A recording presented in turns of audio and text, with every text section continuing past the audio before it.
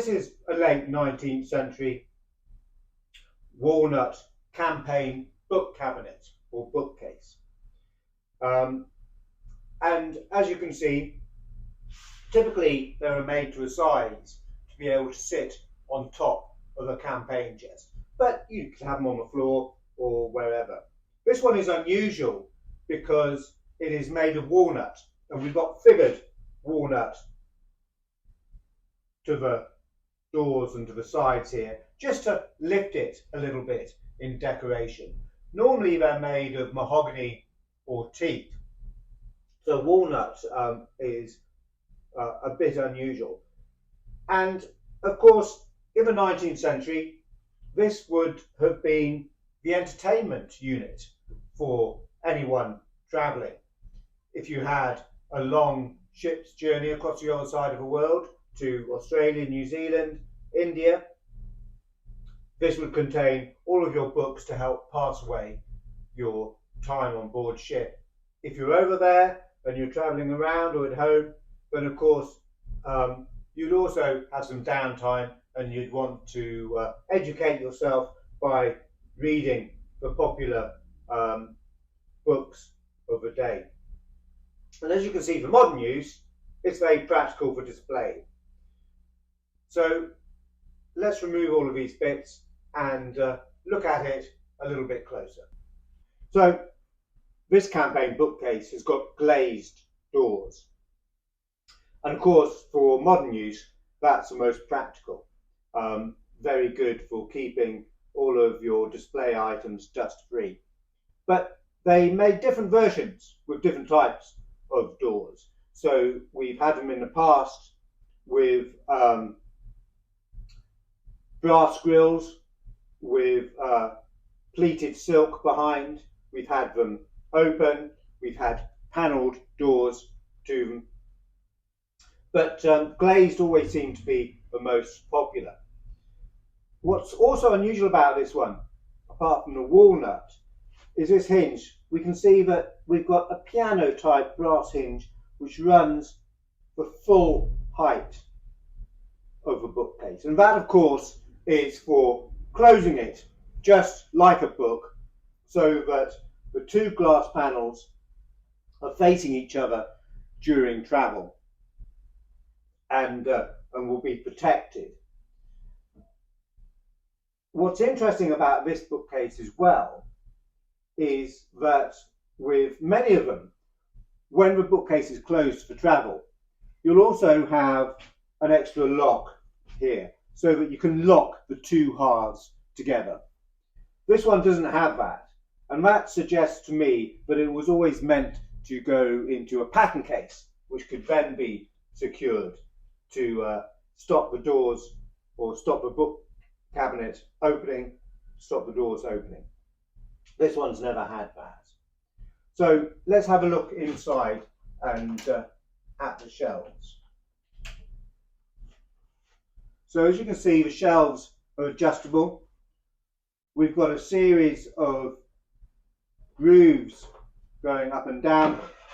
The shelves just slide out. You can pick your position, slide it in. A little bit of decoration to them. You've just got some incised lines cut here, and also to the cabinet fronts here, you've also got an incised line.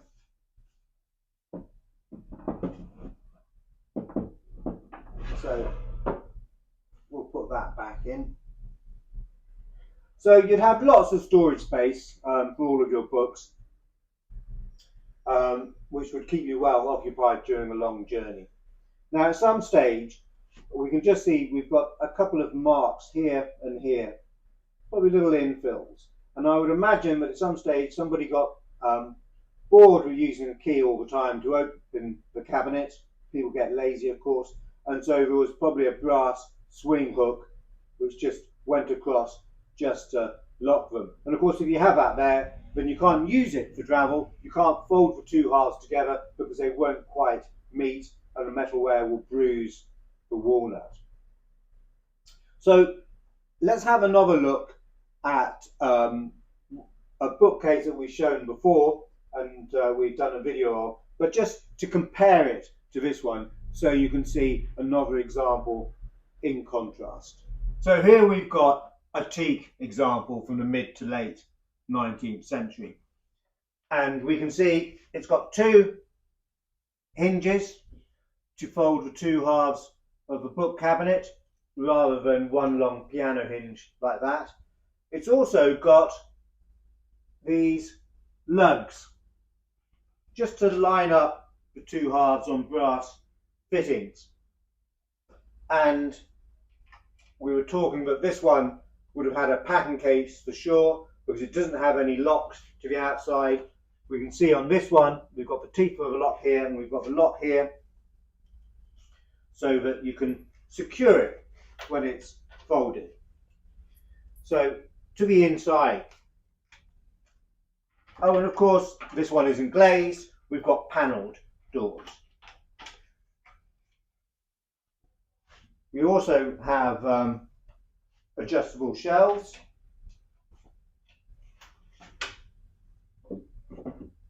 And these ones don't fit on grooves, but we've got a series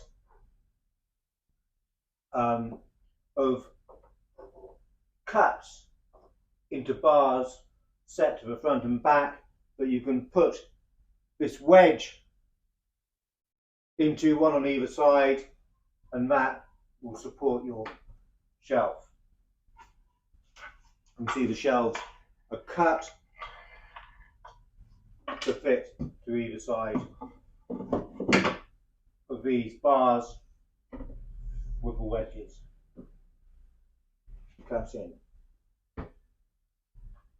So to close the book cabinet, you simply fold it like that and then lock it. And now that it's closed, you can see that this example has also got brass corners and strap work to it, which this walnut example doesn't have. So back to the walnut one, which is our main focus. And to sum it up, it's going to be around about 1875 in date. It's decorated with figured walnut. It's unusual for being a walnut one. As I said, mostly they tend to be teak or mahogany. It would have had a packing case originally, we know, because it doesn't have any locks to close the book cabinet when folded. And it's glazed, so very practical for modern use. And it's on our website if you want to read more about it.